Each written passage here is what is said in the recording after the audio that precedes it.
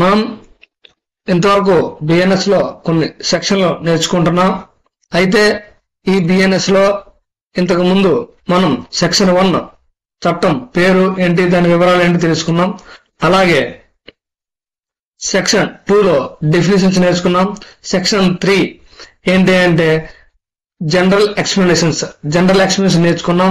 అంటే సాధారణ వివరణలో మనము నేర్చుకున్నాం. అయితే అక్కడతో చాప్టర్ 1 కంప్లీట్ అయింది. అది ముందు వీడియోలో ఉందండి. ఇప్పుడు చాప్టర్ 2 మనం నేర్చుకుంటున్నాం. Section 4 to section 13. ఈ చాప్టర్ 2 అనేది పనిష్మెంట్స్ గురించి తెలియజేస్తుంది. అయితే ఈ పనిష్మెంట్స్ అనేవి సెక్షన్ 4 ఎన్ని రకాల పనిష్మెంట్స్ ఉన్నాయి అనేది మనం ఇంతకు ముందు వీడియోలో తెలుసుకున్నాం. అలాగే సెక్షన్ 5 అంటే ఈ పనిష్మెంట్ ని ఏ విధంగా ప్రభుత్వం గాని కోర్టు వారు గాని ఎలా మార్చవచ్చు అనే విషయాన్ని మనం తెలుసుకున్నాం. అలాగే ఈ సెక్షన్ 5 కి రిలేటెడ్ గా ఉన్న బిఎన్ఎస్ఎస్ 474 సెక్షన్ ని మనం తెలుసుకున్నాం. అంటే ఏ సెక్షన్ ప్రకారం ఏ సెక్షన్ ఎలా మారుస్తారనే విషయాన్ని మనం తెలుసుకున్నాం. ఇదే సెక్షన్ ఇంతకు ముందున్న పాత చట్టం సిఆర్పిసిలో 433 ఉండేది. అలాగే ఇప్పుడు మనం బిఎన్ఎస్ 2023లో సెక్షన్ 6 నేర్చుకుంటున్నాం. ఈ సెక్షన్ 6 అనేది పాత చట్టమైన ఐపీసీలో సెక్షన్ 57 ప్రకారం ఉండేది. అయితే ఇది ఏంటి అంటే fractions of terms of punishments.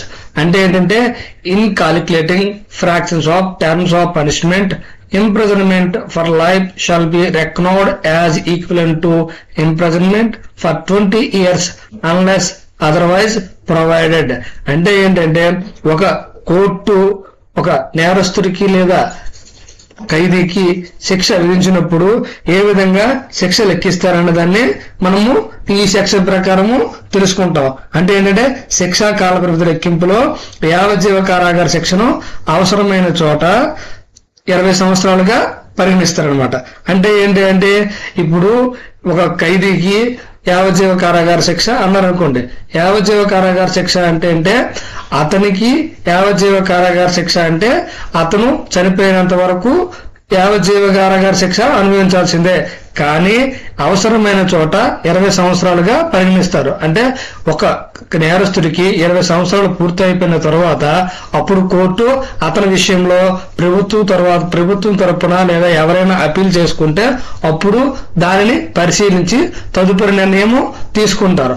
అంటే ఇది ఎందుకంటే పెట్టారు ఒకసారి చూద్దాం.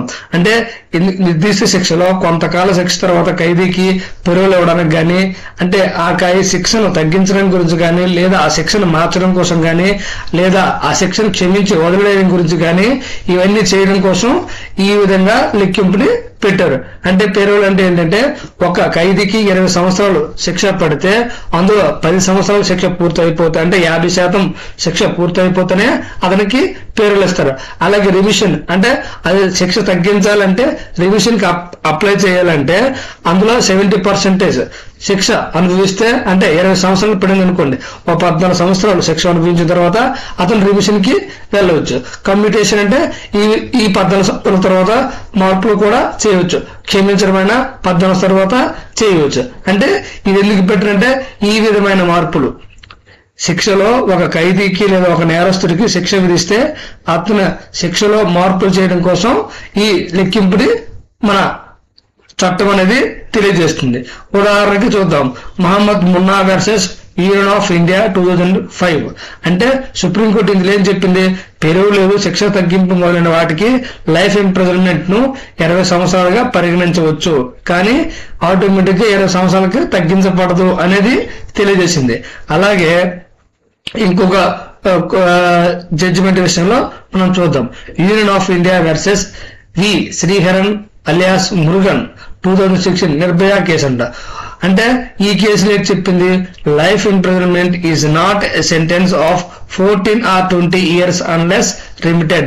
It means imprisonment till the last breath of the prisoner unless clemency is granted. అంటే తీవ్రమైన నేరాల్లో 20 సంవత్సరాలు అనేది పరిమితి వర్తించదు. ఆయన లైఫ్ ఇంప్రిజన్మెంట్ అంటే రియల్ లైఫ్ టైం, అతను లాస్ట్ బ్రీత్ వరకు కూడా జైల్లో ఉండాల్సిందే అనేది ఈ సెక్షన్ ప్రకారము శిక్ష లెక్కింపుని తెలియజేస్తుంది.